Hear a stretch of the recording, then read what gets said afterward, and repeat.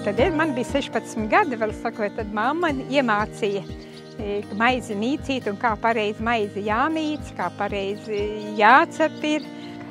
Nu, rupjā maizi to mēs cepam reizi nedēļā, bet saulskābo 2 reizes nedēļā. Tātad pieprasījums tepat uz nīcas tirdziņi ir, kā mēs iztirgojam. Arī mazmeita un meita iemācījušies maizi cept. Pat arī mazdēls mīcīšanā ļoti labi viņi padodas visu.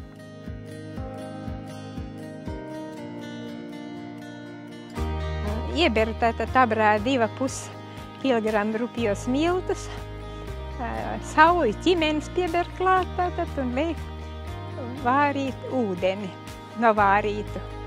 Nu, parasti ūdeni uzvāra un, lai nebūtu vārošs ūdens, tad mazliet pagaida, padzesē un tad lej tādu virsū, lai būtu 90 grādi apmēram. Saka, kādreiz nīcā pastāvēja tāds nerakstīts likums, ka meita drīkst iziet pie vīra tikai tad, ja viņi prot izdarīt 3 darbus. Pirmais tātad uznest audeklu, otrais aitai nocirt galvu un trešais tātad izcept maizi. Raugu, var sakot, raugam uzlej virsū nedaudz siltu ūdeni, piebiet mazliet cukuru klāt, izmaisa, un kamēr maisīt atdzies, raugs ir parūdzis jau.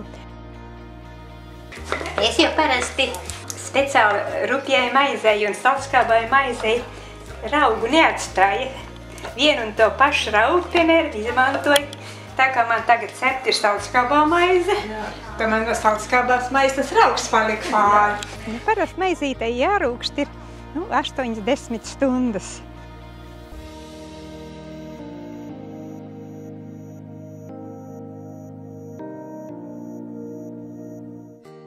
Nu, un otrā rītā tad maizīt cep. Un tad maizīt ir izrūkuši. Var droši. Tad uzreiz, saka, kurina krāsni.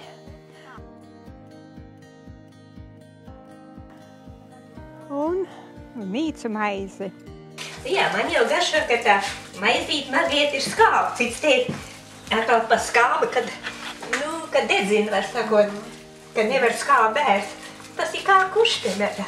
Bet ja maizei nav skābumu, viņa jau nav maizes garša.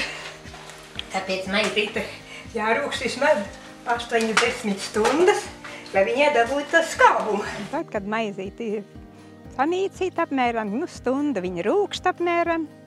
Pēc stundas jau maize krāls ir izkurinājusies, varbūt mazliet ilgāk brīžiem. Un rauš ogles ārā un maizīt šau krāslī. Ka viņi nedega liesmu, mazliet tikai kūp, tas nozīmē, ka krāsnes ir laba. Gadījās arī kurjos vienreiz. Nu, zinu, kāds piekdienās mēs maizi cepam, un man apbrauciet pircēji. Viņi saka, mēs zinām, ka jūs maizi cepiet, ka maizi ir, un man to maizi paņem. Un tagad sestdienās jābrauc uz tirdziņu, un man tā maizi vairs nav. Tad mēs mazdēļ sarunājām, jācep vēlreiz maizi. Nu, vakar iejautām maizi, var sakot, tātad cēlāmies panākt 2:30 un cepām maizi. Un aizved uz tirgu, pilnīgi tā maize bija silta vēl. Rupjo maizi parasti cep 1,5 stundu. Nu, ja neliela kukulīša, var cept arī stundu, tikai skatoties, cik liela maize ir iejauta.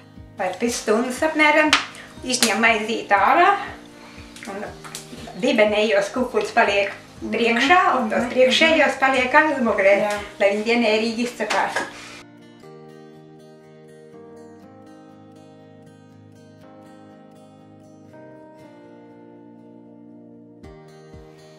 Nu, pēc tam maizīt ar augstu ūdeni aplaista, lai mīkstāk garos, apsedz ar trāni tātad, un tā maizīt var stāvēt. Rupjā maize var stāvēt un ēst, viņi nepaliek ciet, tad vismaz 2 nedēļas.